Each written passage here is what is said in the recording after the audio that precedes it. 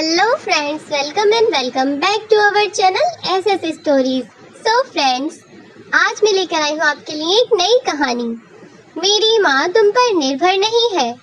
बेटे ने भाभी को सिखाया सबक। फ्रेंड्स, अगर कहानी अच्छी लगी तो प्लीज चैनल को सब्सक्राइब कर देना और वीडियो को लाइक करके शेयर कर देना। नकुल, मैं सोच रही थी कि क्यों ना इस बार मुन्नी के जन्मदिन पर हम गांव से माँ को भी बुला लें। और वैसे भी इस बार मुन्ना पूरे 5 साल का हो जाएगा, तो उसके जन्मदिन पर इतने सारे मेहमान आएंगे। उसकी वजह से कितना काम हो जाएगा। अब मैं अकेली भला क्या क्या देखूंगी।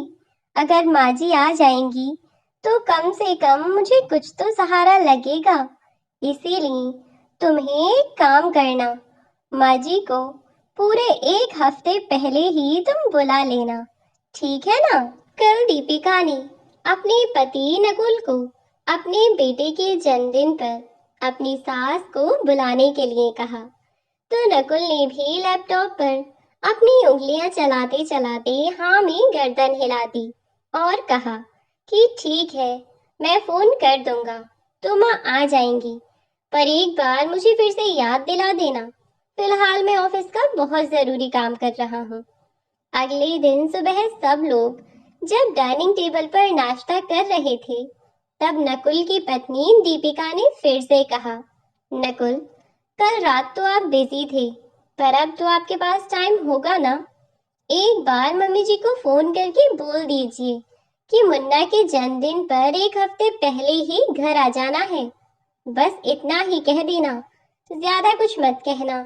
जब दीपिका ने अपने पति से कहा, तो उसकी 10-12 साल की बेटी रोशनी उसकी ओर देखते हुए कुछ सोचने लगी।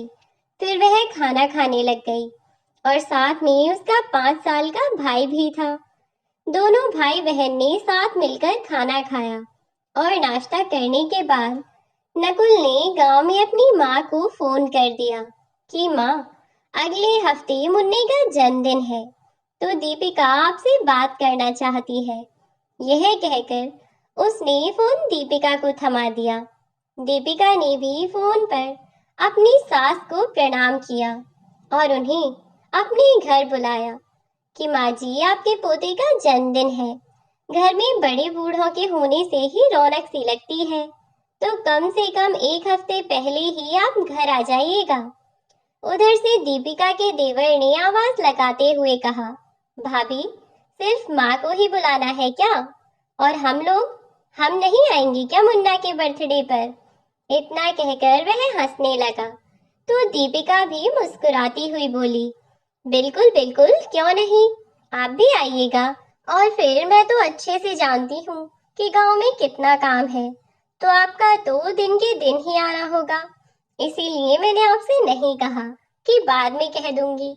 बाकी मैं आपको फोन करने ही वाली थी, पर आपसे इसीलिए नहीं कहा कि माँ जी के फोन पर कॉल किया था ना। वैसे आप देवरानी जी को लेकर आ जाइएगा, समय मिल जाए तो। वैसे तो हमारे देवर जी बहुत व्यस्त रहते हैं, है ना? मैं बहुत अच्छी तरह से जानती हूँ, पर फिर भी देख लेना कोशिश करके। तब उसका देवर पवन बोला, हाँ हाँ भाभी, यह बात तो आप बिल्कुल सही कह रही हैं। सचमुच मुझे तो बिल्कुल भी समय ही नहीं मिलता कि मैं कहीं आ जा सकूं, लेकिन फिर भी पूरी कोशिश करूंगा कि मुन्ना के जन्मदिन में मैं वहां आ सकूं। बात करके दीपिका ने फोन रख दिया। दरअसल दीपिका की सास उसके देवर और देवरानी के साथ गांव में ही रहा करती थी। दीपिका की सास कमल जी को शहर की जिंदगी रास नहीं आती थी, या कहो कि यह बात तो सिर्फ कहने को थी। वास्तव में वह दीपिका के साथ भी नहीं रहना चाहती थी। कारण क्या था यह तो किसी को नहीं पता, लेकिन कमला जी शहर में रहना ही नहीं चाहती थी। वे तो गांव में अपने छोटे बेटे और छोटी बहू के साथ बहुत खुश थीं। दरअसल कमला जी के पति की मृत्यु हो चुकी थी। बड़े बेटे को शहर में छोटी मोटी नौकरी मिल गई पहले तो, उसके बाद वह लगातार इसी जगह पर लगा रहा, तो धीरे धीरे करके अब उसकी तनख्वाह भी बढ़ गई। उसने कहीं से अपने कागज पत्तर तैयार करवा लिए और फिर उसे प्रमोशन मिल गया। तब से बड़ा तो शहर में ही अपनी बीवी बच्चों को लेकर रच बस गया था, लेकिन छोटा बेटा अपने पिता की मौत के बाद वहीं पर घर की जिम्मेदारियों में उलझकर रह गया। तो वह गांव में ही खेती बाड़ी और अन्य काम संभाल रहा था। ऐसा नहीं था कि उसका पढ़ने में दिमाग नहीं था।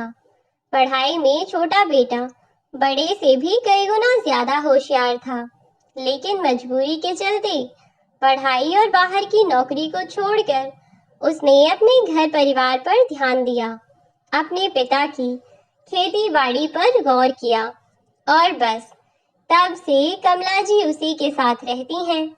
कभी कभार एक आध दिन के लिए शहर में आ जाया करती थीं, पर अब तो वह भी बहुत कम हो गया है।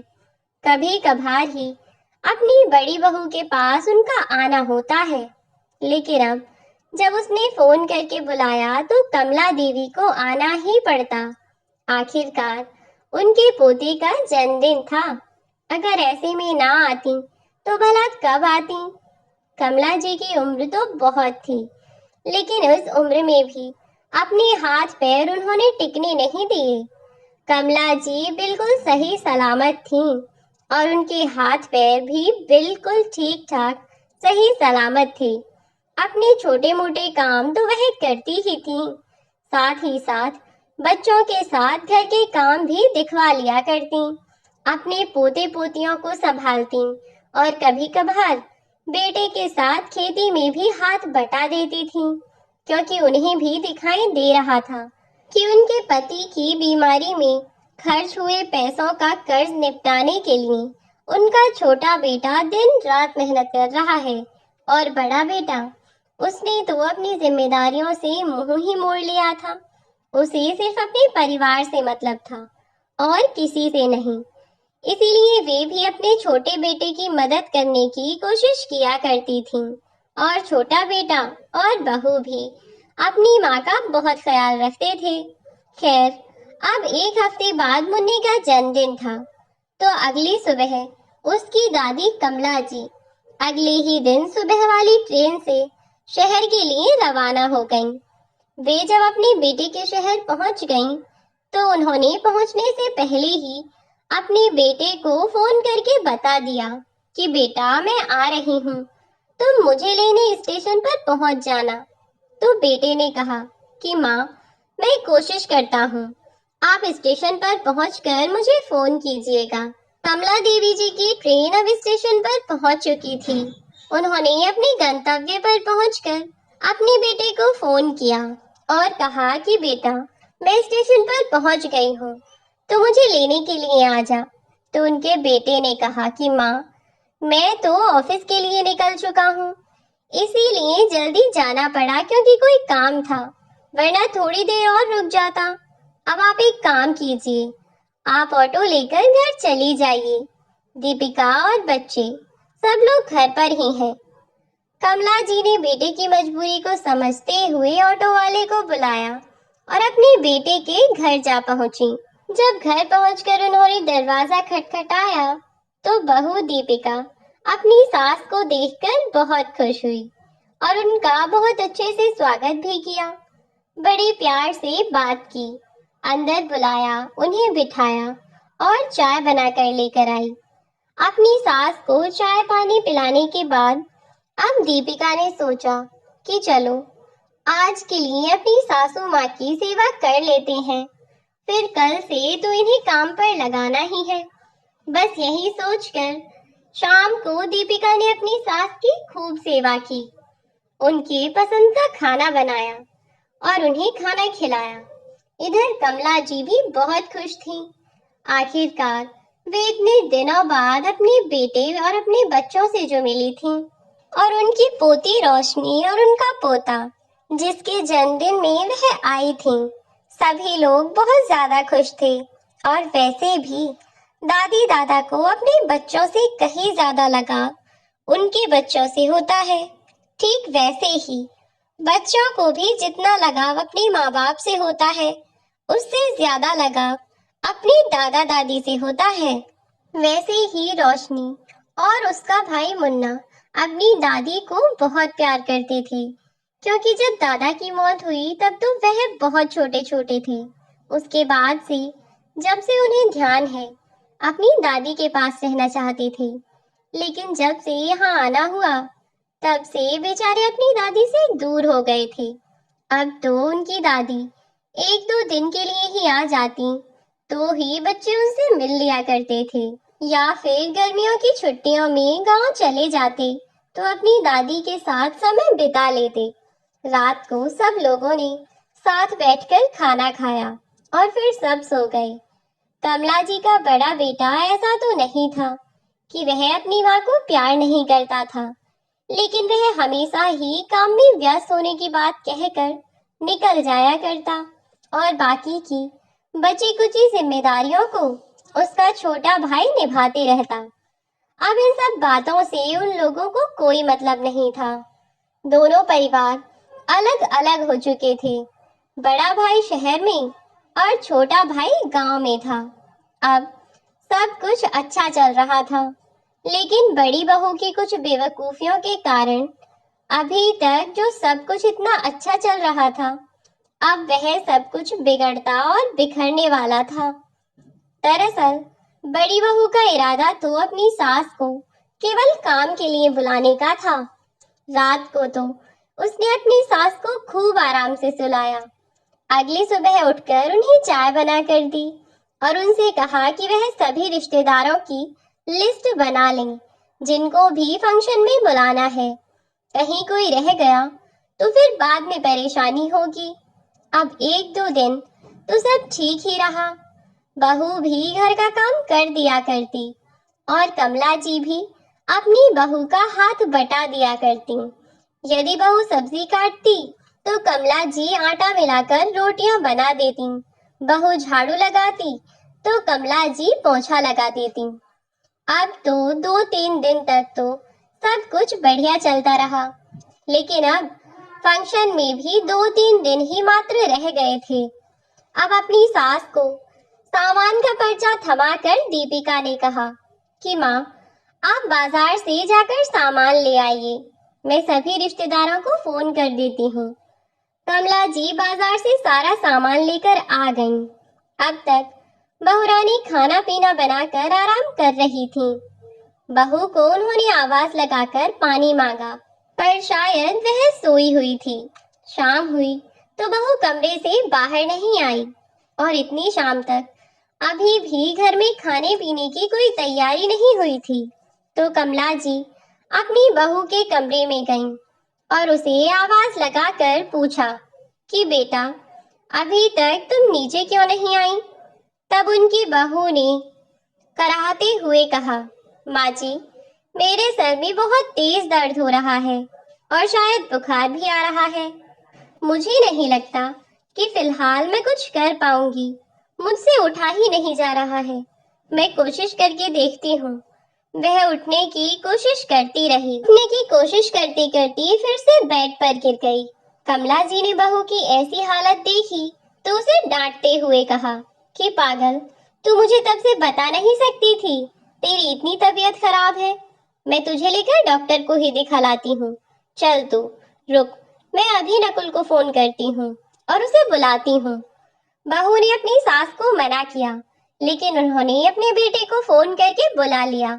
उन्होंने उसे सारी बात बता दी कि बहू की तबीयत कितनी खराब है, इसीलिए तू तुरंत घर आ जा और उसे डॉक्टर के पास लेकर चलना है। जब तक उनका बेटा ऑफिस से घर वापस आया, तब तक उन्होंने अपनी बहू को घर पर ही रखी हुई गोलियां दे दी थीं, जिसे खाकर बहू को आराम मिल गया। लेकिन कमला जी ने अपनी बहू को बिल्कुल परेशान नहीं किया। बहू को बिस्तर पर लिटाकर उन्होंने घर का सारा काम निपटा दिया, खाने पीने का सब काम देख लिया। अब अगले दिन सुबह फिर से बहू का शरीर गर्म हो रहा था। तब कमला जी ने कहा कि नकुल, तू बहू को लेकर अस्पताल चला जा, किसी अच्छे से डॉक्टर को दिखाते हैं, ऐसे फायदा नहीं लगेगा। जब कमला जी ने ज्यादा जोर दिया तो नकुल उसे लेकर डॉक्टर के यहाँ जाने को तैयार हो गया। अब दीपिका सीढ़ियों से जब नीचे उतर रही थी तो नीचे वाली सीढ़ी से नीचे वाली दूसरी सीढ़ी से वह फिसलकर गिर गई और उसके मुंह से तेज चीख निकली, जिसे सुनकर कमला जी किचन से दौड़ी चली आईं और वे उसे देखकर बिल्कुल चौंक गईं। उन्होंने फटाफट जाकर अपनी बहू को उठाते हुए बेटे को आवाज लगाई, नकुल, नकुल, कहाँ मर गया तू? मैंने तुझे कहा था ना कि बहू की तबीयत ठीक नहीं है, इसे अपने साथ लेकर आना, तो तूने इसे अकेला क्यों छोड़ दिया? देख, बेचारी सीढ़ियों से गिर गई। अब उठा इसे और उठाकर इसे कमरे में पहुंचा। तब नकुल दौड़ता हुआ आया और अपनी पत्नी को लेकर कमरे में पहुंचा। पैर में चोट लगने के कारण वह कहीं जाना नहीं चाहती थी और नकुल डॉक्टर से दवाइयां लेकर आ गया। तब उन्होंने घर पर ही डॉक्टर को देखने के लिए बुला लिया कि पैर में ज्यादा चोट तो नहीं है। तब डॉक्टर ने बताया कि पैर में मोच आ गई है, 2-3 दिन तक बिस्तर से ना उठें। 2-3 दिन बाद डॉक्टर जाकर चेक कर लेगा। जब डॉक्टर ने यह सब कहा तो दीपिका बौखलाती हुई नाटक करने लगी। अरे नकुल, मैं बिस्तर पर लेटी नहीं रह सकती, मुझे तो उठना ही होगा। यह कहती कहती बिस्तर से उठने लगी और बोलती रही, अगर मैं बिस्तर में पड़ी रही तो घर का काम कौन देखेगा? इधर मुन्ना का जन्मदिन है, कितने रिश्तेदार आएंगे, सब कुछ कैसे होगा नकुल? तब अपनी बहू को परेशान देखकर कमला जी बोली, बेटा, तू बिल्कुल परेशान मत हो, सब हो जाएगा।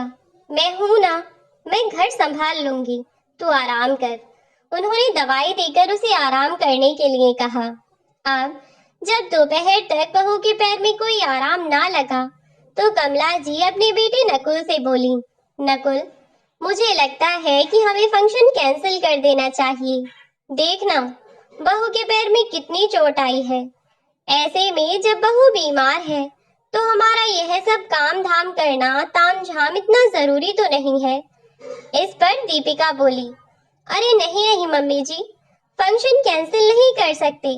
अभी फंक्शन में बस 3 ही दिन बचे हैं, या कहिए कि 2 ही दिन बचे हैं।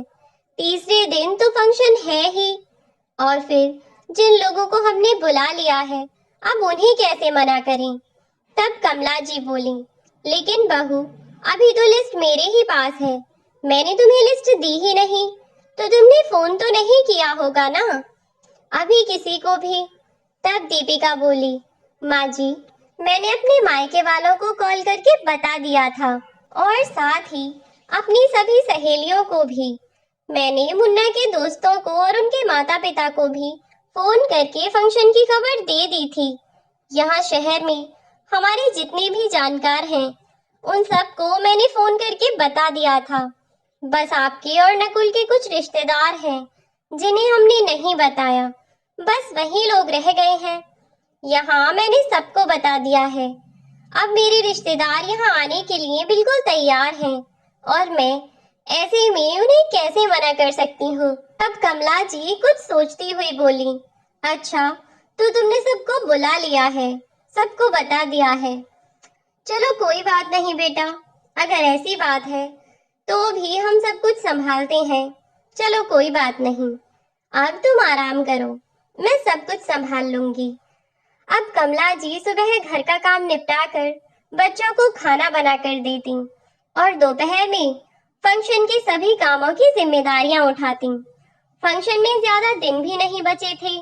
आज दोपहर का समय तो यूं ही निकल गया, ऐसे ही बात बातों में पता ही नहीं चला। अब उनके पास केवल 1 दिन बचा था। अब 1 दिन में उन्हें इतना सारा काम संभालना था।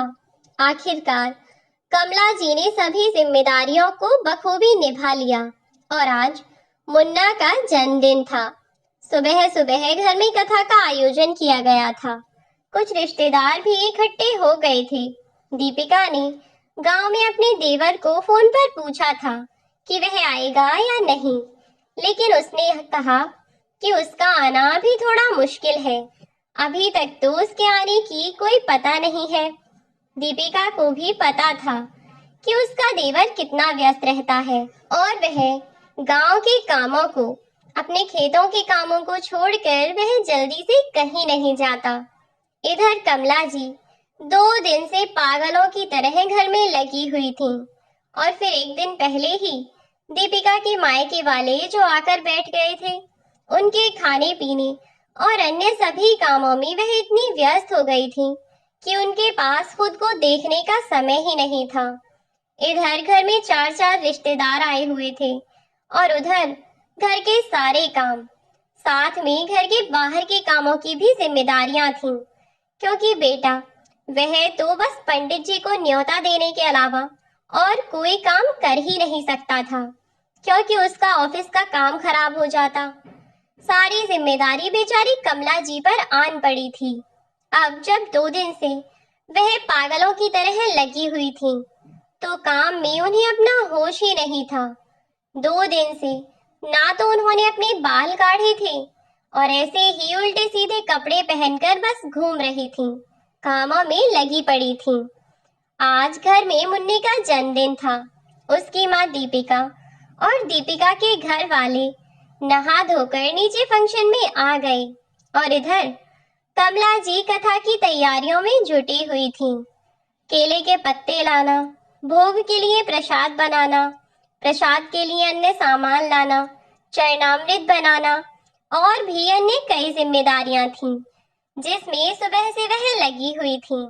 ऐसे में उन्हें अपना होश ही कहाँ था। जैसे तैसे उल्टे सीधे कपड़े पहने हुए थे, वैसे ही घूमती रहीं। कथा के बाद दीपिका की माँ ने कहा, अरे दीपिका, आज तो तेरी सास काम वाली बाई से भी ज्यादा गई गुजरी लग रही है। इसे इतनी भी तमीज नहीं है कि घर में 4 रिश्तेदार आए हैं तो ढंग की साड़ी पहन ले। यह सब बातें कमला जी ने सुन ली, लेकिन वह कुछ न बोली और उन्होंने इस बात को नजरअंदाज कर दिया। इधर दीपिका की सहेलियां भी उससे कानाफूसी करती हुई बोली, दीपिका, तेरी काम वाली बाई तो बहुत अच्छी है। सुबह से जब से हम आए हैं, इस उम्र में भी कितना काम कर रही है। इतना काम तो मेरी वह 25 साल की नौकरानी नहीं करती, जितना काम तेरी नौकरानी 45-50 साल की उम्र में कर रही है। कमाल की काम वाली ढूंढी है तूने यार। एक ऐसी ही काम वाली मेरे लिए भी ढूंढ देना। दीपिका ने हंसकर इस बात को टाल दिया, लेकिन यह नहीं कहा कि यह मेरी सास है, कोई काम वाली नहीं। जब कमला जी के कान में यह बात पड़ी तो उन्हें बहुत बुरा लगा, क्योंकि दीपिका ने भी हंसकर यह कह दिया कि सब नसीब नसीब की बात है। इसका मतलब तो कुछ और ही था ना। कथा के बाद यह सब बातें सुनकर कमला जी का जी थोड़ा सा कच्चा हो गया और उनकी आंखें नम हो गईं। यहाँ आई किस लिए थी और क्या बनाकर रख दिया? बहू के पैर में चोट लगी, उसके परिवार वालों का इतना ख्याल रख रही हूँ और फिर भी उसकी अपनी माँ ही मुझे ऐसे कह रही है। यह सब सोचकर उन्हें बुरा तो लगा, फिर खुद ही सोचने लगी कि कोई बात नहीं, अगर मैं ही सज धज कर घूमूंगी तो घर की जिम्मेदारियां भला कौन संभालेगा? मुझे तो अपने बच्चों की इज्जत के बारे में ही सोचना है ना। अगर यहाँ कोई भी काम बिगड़ गया तो 4 लोग बातें बनाएंगे और कहेंगे कि जब होता नहीं है तो क्यों करवाते हैं प्रोग्राम। बस यही सब सोचकर लगी हुई थी। शाम हुई तो सभी मेहमान इकट्ठे हो गए और जो अभी तक नहीं आए थे वह मेहमान भी आने लगे थे। सुबह से काम में लगी हुई थी। कमला जी की हालत अभी भी ऐसी ही थी। बेचारी जब कथा के बाद फ्री हुई और थोड़ा आराम करने को चली, तब उनकी ही समधन ने उन्हें रोक दिया और कहा, अरे समधन जी, दरअसल बहुत गर्मी सी लग रही है, अगर थोड़ा सा शरबत बना दें तो बड़ा अच्छा हो जाएगा। जब उन्होंने शरबत बनाकर दे दिया तो थोड़ी ही देर में कहने लगी कि कुछ भूख सी लग रही है, खाने के लिए पूड़ियाँ खाने का मन नहीं कर रहा, आप कुछ हल्का फुल्का सा बना दीजिए। फिर से उन्होंने 7-8 लोगों के लिए हल्का फुल्का सा खाना बनाया। ऐसे में बताओ उन्हें समय कहाँ से मिल जाता। बेचारी काम में ही लगी हुई थी। और फिर अब शाम को पार्टी में मेहमान आ चुके थे और कमला जी ने लाइट डेकोरेशन गुब्बारों से डेकोरेशन, फूल पत्तियां आदि सब लगाकर सब कुछ तैयार कर दिया था। खाने पीने से लेकर पार्टी में सजावट का सब सामान आ चुका था। इंतजार था तो बस पोते के केक आने का।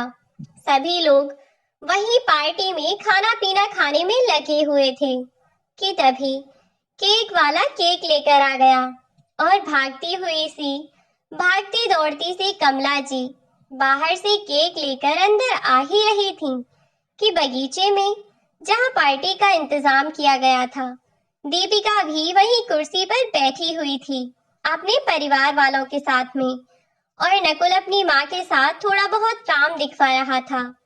कमला जी ने नकुल को रिटर्न गिफ्ट पैक हुए या नहीं यह देखने के लिए अंदर किचन में भेजा था और इधर वह केक लेकर आ रही थी। लेकिन केक लेकर आते वक्त जल्दबाजी में वहीं खड़ी दीपिका की एक सहेली और दीपिका की माँ, जो कि दोनों आपस में कोल्ड ड्रिंक पीते हुए बातें कर रही थी। जल्दबाजी में बेचारी कमला जी उनसे टकरा गईं और उन दोनों की कोल्ड ड्रिंक उनके कपड़ों पर गिर गई। गुस्से में दीपिका की माँ अपनी समधन पर चिल्लाकर पड़ी और बोली, अरे हद हो गई, कम से कम आंखें तो खोल कर चलिए, आपको बिल्कुल दिखाई नहीं दे रहा क्या? दीपिका की माँ ने इतना कहा और उसकी सहेली तो कमला जी पर बरस पड़ी और बोली, तुम जैसे दो कौड़ी के लोगों को दीपिका जैसे लोग ही सर पर चढ़ा लेते हैं। तेरी आंखें हैं या बटन, तुझे दिखाई नहीं देता? बुढ़ापे में भी 20 बरस की छोरी की तरह इधर उधर उड़े जा रही है। बिल्कुल आंखें फूट चुकी हैं क्या तेरी, जो तुझे इतना दिखाई नहीं दिया कि सामने हम दोनों खड़े हैं? तुम लोगों की इतनी औकात तो होती नहीं, जितना नुकसान कर देते हो। तुझे पता भी है मेरी यह ड्रेस कितने की है? मेरी यह साड़ी इतनी महंगी है कि तू अपनी कमाई में 6-7 महीने भी अगर पैसे जोड़ती रहे ना, तब कहीं जाकर तू ऐसी साड़ी खरीद पाएगी या ऐसी साड़ी खरीदने के बारे में सोच पाएगी। अब बता, इसके पैसे कौन भरेगा? इस साड़ी की कीमत जितनी है, इसके पैसे क्या तेरा बाप भरेगा? दीपिका की सहेली उसके सास से इतनी बदतमीजी कर रही थी, लेकिन मजाल थी कि दीपिका या उसकी माँ कोई भी बीच में बोला हो। कमला जी दीपिका की सहेली से माफी मांगने लगी और बोली, माफ करना बेटा, जल्दबाजी में गलती हो गई। तब वह बोली, बेटा अपनी औकात में रहकर बात कर, मुझसे ज्यादा रिश्तेदारी जोड़ने की कोशिश मत कर। अपने आप को तू समझती क्या है? मुझे बेटा कहने की तेरी हिम्मत कैसे हुई? 2 कौड़ी की औकात नहीं, आई बड़ी बेटा कहने वाली। जब कमला जी को उसने इतनी सारी बातें सुनाई तो उनकी आंखों में से झरझर आंसू बहने लगे, लेकिन कोई नहीं बोला। अब वह औरत कमला जी से बोली, खड़ी खड़ी मेरा मुंह क्या देख रही है? जाकर टिश्यू लेकर आ और मेरी जूतियां साफ कर। तुम जैसे लोगों की औकात ही इतनी होती है और तुम्हें तुम्हारी औकात में रखना बहुत जरूरी होता है, वरना सर पर चढ़कर नाचने लगते हो। जाकर टिश्यू ला और मेरी जूती साफ कर। तुझे सुनाई नहीं दिया? कमला जी ने अपनी बहू दीपिका की ओर देखा और बहू की माँ अपनी समधन की ओर भी, पर उन सब ने अपनी नजरें झुका लीं, अपना मुंह फेर लिया। पार्टी में तमाशा ना हो इसलिए कमला जी टिश्यू लेने चली गईं। टिश्यू लाकर नीचे बैठकर जैसे वह उसके जूते साफ करने लगी कि तभी कमला जी का छोटा बेटा वहां आ गया और उसने अपनी माँ के हाथ से वह टिश्यू पेपर लेकर दूर फेंक दिया और बोला, आपसे यह सब करने के लिए किसने कहा माँ? मैं तो यहाँ कुछ और ही देखने आया था, पर यहाँ आकर कुछ और ही देखने को मिल रहा है। इतना कहकर वह तिरछी नजरों से दीपिका की ओर देखने लगा तो दीपिका ने अपनी नजरें चुरा ली। फिर वह लड़की दोबारा से कमला जी से बदतमीजी करने लगी। बीच में जब उनका छोटा बेटा पवन बोला तो वह उससे ही अंग्रेजी झाड़ने लगी। बोली, हाउ डेयर यू, तुम होते कौन हो मेरे बीच में बोलने वाले? क्या तुम्हें पता भी है कि इस बुढ़िया ने क्या किया है? She is just a made, and she ruined my expensive sari. Do you know how expensive is this? तुम जैसे गवार लोगों को यह नहीं समझ आएगा। तब पवन बोला, I know everything and I also understand, but I really don't know how expensive your sari is. What is the cost of your sari? 1 lakh, 2 lakh, or more than this? Tell me now, what is the cost of your sari? I'll pay you right now. 50,000, 10,000. पवन ने जब 2-4 शब्द English के कहे तो उसकी बोलती बंद हो गई और वह चुपचाप पवन की ओर देखने लगी। तो पवन बोला, क्यों, क्या हुआ? बोलती बंद हो गई? बताओ ना कि क्या कीमत है इस साड़ी की। फिर कमल ने अपनी जेब से 10,000 रुपए निकाले और उस औरत के मुंह पर फेंक कर मारे और बोला कि अब इससे नई साड़ी खरीद लेना। यह तो रही तुम्हारी साड़ी की कीमत, और तुमने जो मेरी माँ की बेइज्जती की है उसकी कीमत कौन चुकाएगा? पवन ने अपनी पत्नी को आगे बढ़ने के लिए इशारा किया और उसकी पत्नी ने एक जोरदार थप्पड़ उसके गाल पर जड़ दिया और बोली, अब हुआ ना हिसाब बराबर। वो क्या कहते हैं अंग्रेजी में, टिट फॉर टैट, जैसे को तैसा। तुम्हें शायद यही भाषा समझ आती है। आज के बाद किसी की बेइज्जती करने से पहले 100 बार सोच लेना। गुस्से में तनतनाती हुई वह औरत उस पार्टी से निकल गई। अब सब लोगों ने साथ मिलकर मुन्ना का केक कटवा दिया। फिर पवन अपनी माँ को लेकर वहां से निकलने लगा। अचानक से पवन के वापस लौटने पर नकुल ने जब पूछा तो पवन ने उसे सारी सच्चाई बता दी कि जब वह अंदर था तब इस पार्टी में उसकी माँ के साथ क्या क्या हुआ, और उस वक्त दीपिका मैडम अपनी कुर्सी पर मुंह फेर कर बैठी हुई थी। पवन ने अपने भैया और भाभी दोनों को 1000 बातें सुनाई और अपनी माँ को लेकर तुरंत ही वहां से चला गया। अब कमला जी छोटे बेटे और बहू के पास ही रहती हैं। बच्चों का मन करे तो गर्मियों की छुट्टियों में अपने चाचा चाची के पास आ जाते हैं, लेकिन कमला जी अब उनके पास नहीं जाती और ना ही पवन और उसकी पत्नी उन्हें भेजते हैं। वह अपने छोटे बेटे और बहू के साथ बहुत खुश हैं। वीडियो में अंत तक बने रहने के लिए धन्यवाद। Thanks for watching the video.